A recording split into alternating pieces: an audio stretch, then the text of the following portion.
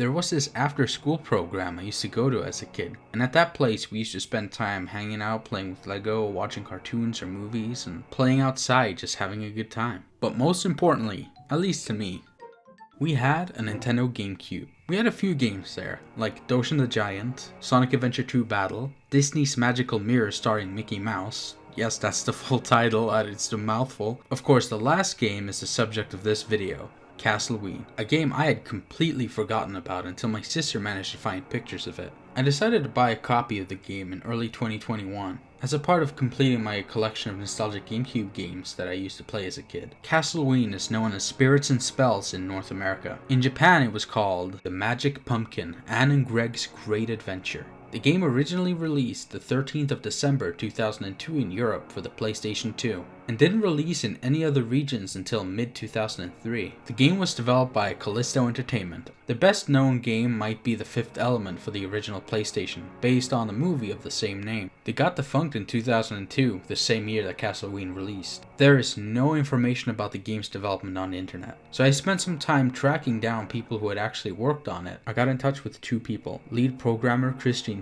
and project lead Fabrice Cambounet. I'm sorry if I pronounced it wrong, I can't pronounce French, it's so hard. Fabrice told me it was a fairly junior team. Wanadu had wanted a project centered around Halloween, so we developed the two main characters and a simple platform game. However, the project did not hit the market on time, so the Halloween tie-in had to be struck from the title, hence the very strange Castleween. I loved working with this team. It was my first in-house game development experience. This is not too far from Christian's experience, as this was one of the first 3D platform games he had ever worked on. He told me he was originally working on a game engine for the Sega Dreamcast, but it quickly became obvious that the console was not the best choice. Then they moved to the PlayStation 2 and started working on two games for Wanadu Edition to publish. One of them was Castleween, and the other game they made at the same time was known eternally as The Fifth Element 2. This game is what became NYR New York Race, which says on the box it's inspired by The Fifth Element. According to Christian, they had spent more than 100 hours a week working on it. He told me,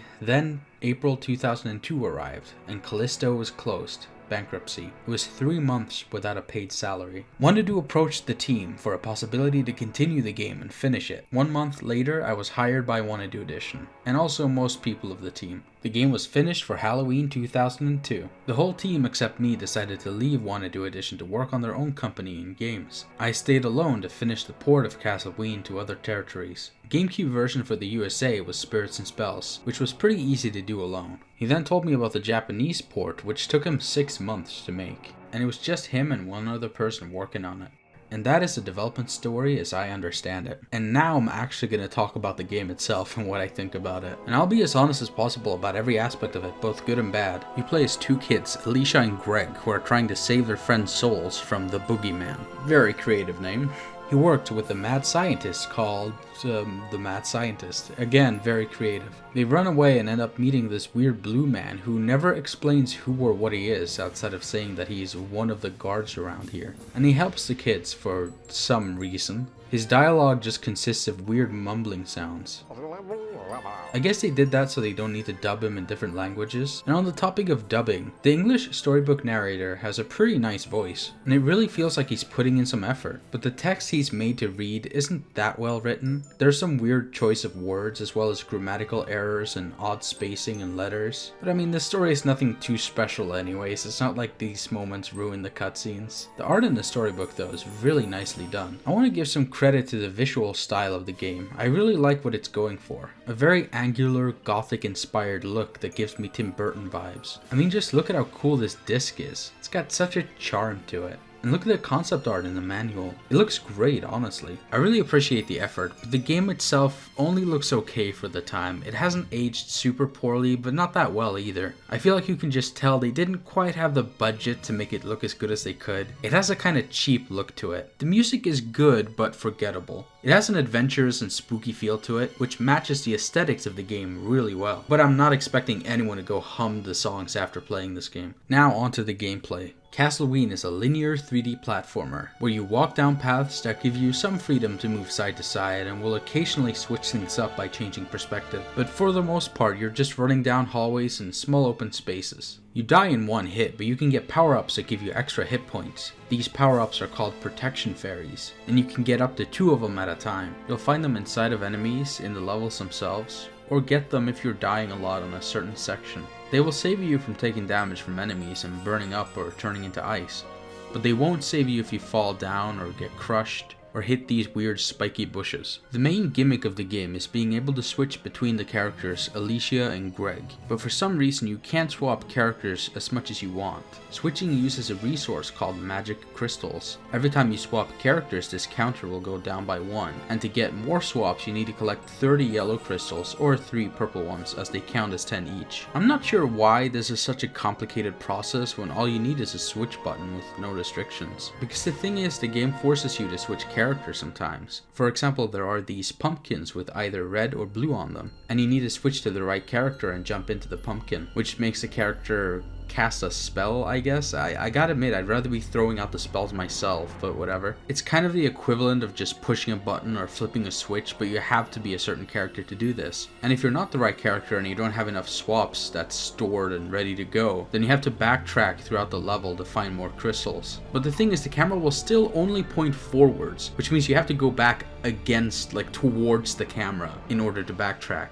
It's the most awkward and clunky thing ever. That doesn't happen a lot, but when it does, you're in for a fucking painful experience. Alicia and Greg play mostly the same, although Alicia's attack is way better. This is the character you'll probably be playing for about 90% of the game. Her projectile attack is 100 times better than Greg's tiny melee attack. It doesn't even feel like his attacks connect when they should most of the time. It has terrible hit detection, and attacking an enemy is just a risk at that point, especially since you die in one hit without the fairies. You'll often just run into enemies and die when trying to attack someone. The only positive to Greg is that he can attack mid-air while Alicia can't, but that's not very helpful when his attack sucks. To start out, Alicia can skate on ice and Greg can walk through fire, but they unlock different abilities as the game goes on. Alicia learns to shrink into her hat and throw her hat in a circle around her. Greg learns to do a super jump, which also eventually lets you do a shockwave attack. But outside of a few situations, I didn't find myself using these moves all that much. I wouldn't really say it adds anything to the game. The first few levels won't give you too much trouble, but the further you get into the game, the more it'll test your patience. Every single version of this game suffers from a lot of slowdown. Sometimes more than half the level will be way under 30 FPS, probably even below 15 at times. So if it wasn't enough that the controls aren't great, the game itself feels like it's barely holding together sometimes. Now couple that with one-hit deaths, areas that are sometimes so dark you can't see what's going on, all these things combined just makes this game a frustrating mess to play. There's a lot of tight and finicky jumps that are way too annoying to make. I just feel like this game messes with my depth perception, and some of these jumps are leaps of faith if anything. And when you're on ice you start sliding around, which is fun in the more open spaces, even if it's kinda useless. But when they start putting ice on platforms and you still have to make tight jumps, it gets really annoying. Add to that is the fact that the camera sometimes goes completely out of whack or just straight up doesn't show you what's ahead. Now while this wasn't too uncommon for this era of gaming, the fact that this is a linear 3D platformer where all the camera positions are preset by the developers, that makes it a lot harder to forgive it. I feel like that makes it less forgiving than, let's say, camera issues in Mario Sunshine, because that game gives you the freedom to explore these 3D environments. The game has 24 levels with varying environments such as forest, castles, and eventually a secret lab. The game starts reusing its level geometry in level 7. Only 7 levels in, not even a third of the way through the game, and it's already reusing the entire first level, just making it look like a snowy area instead. And I mean it, they reused the whole thing with very minor changes. They even have the same ending cutscene and everything. And level 7 is not the only one that reuses level geometry. This happens a handful of times. And it's not like the game's that long to begin with. If you get through it with minimal to no deaths, you can beat it in less than 2 hours. Though I think it took me a good 8+ hours because it was fucking hard as shit. There is an easy mode. The only difference is that you get a 1-up at 50 crystals instead of 100, and you get fairies for every 30, which is nice. Another issue is whenever you game over, you get set back to the beginning of the level, but the extra lives don't reset to like 3 or 5, which is what you started the game with, they start you off with whatever amount you began the level with initially. So if you started the level with a shitload of lives, it can be a good idea to restart once you've died a certain amount of time so your total extra life count won't go too far down. But the downside is if you start with 0 lives, you'll have to restart from the beginning of the level every single time you get hit just once, or fall just once. You could reach the end of the level, but if you just so happen to not be able to get any extra lives before then, you get sent all the way back to the start. And there's no level select either, so if you can't get through it, tough shit, you gotta start the whole game over again. The enemies in the game are fairly varied, with the typical Halloween-inspired creatures like skeletons, imps, witches, ghosts, Frankenstein's monsters. One of my least favorite enemies are the bad fairies. They start out as a mini-boss, but become recurring enemies for the rest of the game. They're annoying because their attacks cover area around them, and you just have to wait until it disappears. These enemies are pretty easy to beat unless you slip up, so they end up just feeling like a waste of time every time you have to encounter them. There's a few boss fights in this game, most of which are just the boogeyman. He has 3 different fights throughout the game that are all different, but none of them are good.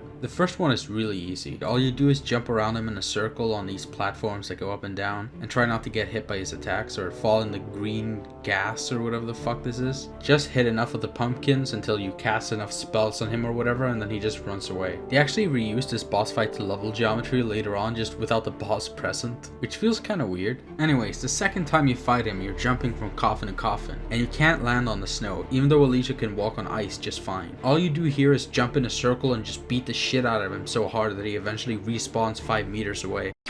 The last fight is the same thing again, but you just walk around on this platform instead of jumping from coffin to coffin. Then you just beat his ass so hard that he gets fucking erased from existence and only his clothes remain. All the boogeyman boss fight level names are like Star Wars references, which is kinda cute, I guess. The worst boss fight in this game might be the vampire, literally called vampire. The creativity of these names are something, huh? At the end of the catacombs level, as soon as you land on this gray brick platform, and I mean the very fucking second you land on it, the vampire comes sprinting at you at full fucking speed. This killed me the first time. A total beginner's trap. After he sprints towards you, he runs back to his spawn position and throws projectiles at you, and then he'll suddenly start sprinting at you again, and you gotta keep jumping out of his way and attack him whenever he's standing still. The whole thing feels so erratic, and it's hard to respond to his movements in time. After you've hit him for a while, he'll start flying up, and without much warning, the floor crumbles. This also killed me the first time. You have to stand on these slightly darker square tiles when the floor falls apart. If you don't, then you die, and that's just another beginner's trap. After you get on the platforms, they start floating around the vampire in a circle for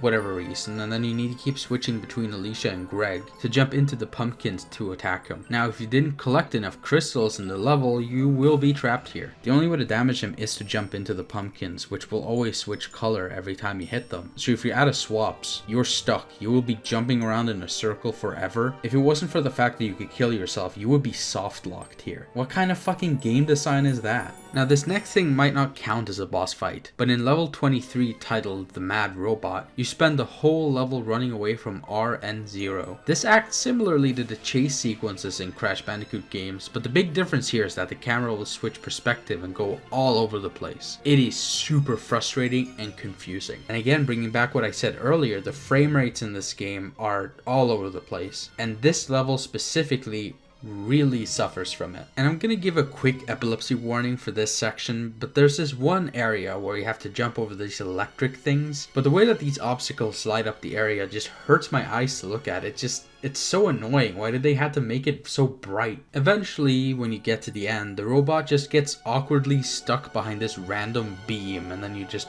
walk out of there like it's nothing, which is anticlimactic. I wanted to see the fucking thing be destroyed or something, but whatever. Then we get to the mad scientist. This is the final fight of the game, and I hate it so much. This boss fight is way too long. First time I played it, I walked onto this elevator thing. The boss swoops his giant robot head down at me and instantly kills me. I was not ready for that at all. I couldn't even see the boss before he attacked me. Then when you dodge that, you go up one floor and defeat 2 monsters, dodge a bunch of rolling bombs for half a minute, and then you go to the next floor. You jump on these platforms before the floor fills with lava, and if you're standing on the middle one, the boss will do a super fast attack that you just do not have time to react to at all. If you chose to stand in the middle here, well, tough shit, you're dead. Then you jump over this electricity thing for a while and go up to the next floor, fight bad fairies that take way too long to beat, and now you're on the last floor. The boss will attack you super quickly without warning, so you have to know to stand closer to the bottom half of the screen. He doesn't really telegraph his attacks well at all. I can't hear any sound cues or anything that tells me that he's gonna attack, and I literally can't see him for 90% of the fight because I'm on the bottom part of the screen. And then you dodge a lot of the same obstacles from before, and you have to hit him inside of his mouth when the light is green. The timing on this is just a tiny bit tighter than it should be. It happened a few times that I just didn't have time to reach him before he pulled his head back, and then I just had to keep on dodging stuff until I had a chance to hit him again. And I just have to point out that every single time you get hit just once, you get sent to the bottom of the elevator and you have to do all the floors again until you get to the top part where you actually get to fight him. Now thankfully you do get fairies after you die a certain amount of times, which is much needed for this fight if you ask me, but it doesn't make the fight that much less frustrating because it is infuriating. I probably spent like 2 hours on it, but after you hit him a couple of times, he goes down and the mad scientist literally dies. They even say so in the last cutscene. So Alicia and Greg return to where they started, and their friends are back to normal, conveniently forgetting everything that's happened. And the game ends with this final line. Their extraordinary adventure is over. But something tells me that this is far from the end. But that's another story. Kind of funny to hear considering this would be Callisto's last game, and the only other game in the series was the Game Boy Advance game, which retells the same story but as a 2D platformer. After Callisto got defunct and Castleween was finished, most of the people working on the game moved on to work for Ubisoft on various other projects, and a lot of the original Callisto crew formed a new studio called Black Sheep Studios. Castleween was mostly forgotten in the years to come, with a few people remembering it as a nostalgic game they played years ago, and it's probably best to keep it that way. You might be wondering, after all the complaints I had about the game, why did I spend all this time talking about it and researching it? And there's two reasons. One, the game is painfully frustrating, and I just had to rant about it. And two, there was so little information out there, and I wanted to shed some light on this weird little game that was barely pushed out as its developers had to close up shop. And it felt appropriate to talk about now, seeing how it's almost the game's 20th anniversary. Thank you for watching the video, and thanks again to Christian for answering some of my questions about the game. And shout out to Longplay Archives for a lot of the footage used in this video.